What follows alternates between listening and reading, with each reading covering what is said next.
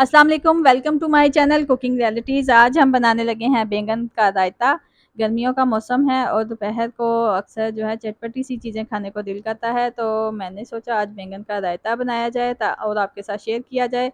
सबसे पहले मैंने बैंगन लिए हैं, 3 अदद बैंगन है मेरे पास। आप अगर आपके पास गोल बैंगन मौजूद हो तो आप उसके भी इसी तरह से बारीक-बारीक स्लाइस काट लें और एक बाउल में पानी भर के रखें ताकि बैंगन जैसे ही कटें हम इसमें डाल दें ताकि बैंगन हमारे काले ना हों। बैंगन हमारे कट चुके हैं और अब हम लेंगे एक बाउल, उसमें हम 4 चम्मच बेसन के डाल देंगे। बेसन डालने के बाद अब हम इसमें मसाला जार डालेंगे। मसाला जार में है सबसे पहले हमारे पास पिसी मिर्च, रेड चिली पाउडर और नमक। यहाँ मुझसे थोड़ा सा ज़्यादा हो गया, इतना ज़्यादा नहीं था कि खाया ना जाए, लेकिन आप कम इस्तेमाल करें। पिसा धनिया थोड़ा सा ऐड करेंगे और इसके बाद हम इसको इसमें 1 चम्मच ऑयल डाल देंगे। इसकी अच्छी तरह से कर लेंगे मिक्सिंग। पानी डाल के इसका अच्छा सा मिक्सचर तैयार कर लेंगे। हाथों की मदद से अच्छी तरह से दबा-दबा के इसकी गुठलियाँ ना बनें और इसका देखें कितना ज़बरदस्त सा बैटर बन गया है। बैटर बनाने के बाद सबसे पहले हम जो बाउल में पानी था वो हम निकाल देंगे। कढ़ाई हमने रख दी है, ऑयल गरम हो चुका है और बारी-बारी हम इस बेसन में डिप करके बैंगन की टिक्कियों को हम फ्राई कर लेंगे। बैंगन के पकोड़े भी बहुत ज़बरदस्त लगते हैं, इसे अमूमन बैंगन के पकोड़ों का नाम दिया जाता है, लेकिन बेसिकली ये हैं बैंगन की टिक्कियाँ जो हम रायते में इस्तेमाल कर रहे हैं। बैंगन की टिक्कियाँ जो हैं हमारी फ्राई हो चुकी हैं।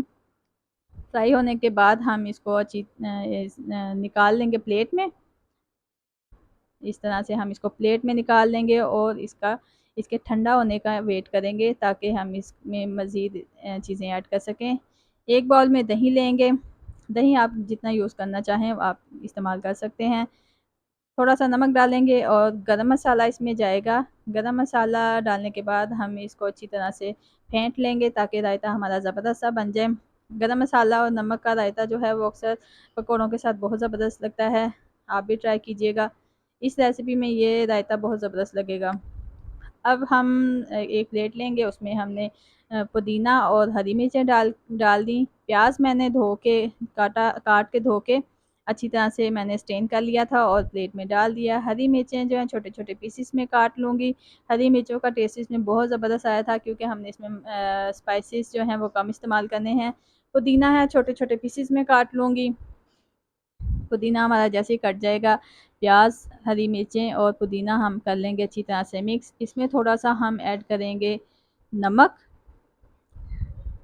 नमक ऐड करने के बाद हम इसमें थोड़ी-सी पिसी मिर्च और ऐड करेंगे ताकि प्याज़ और हरी मिर्चों का टेस्ट जो है वो अच्छा-सा निकल आए। नमक और मिर्चें हमने डाल के इसकी अच्छी तरह से मिक्सिंग कर ली है।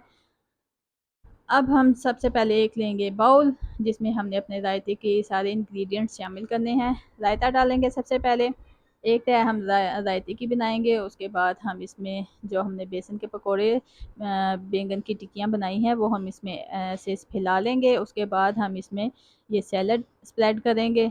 सैलड अच्छी तरह फैलाने के बाद हम इसमें फिर एक कोट हम रायते का डालेंगे। रायता डालने के बाद फिर हम वही रिपीट करेंगे।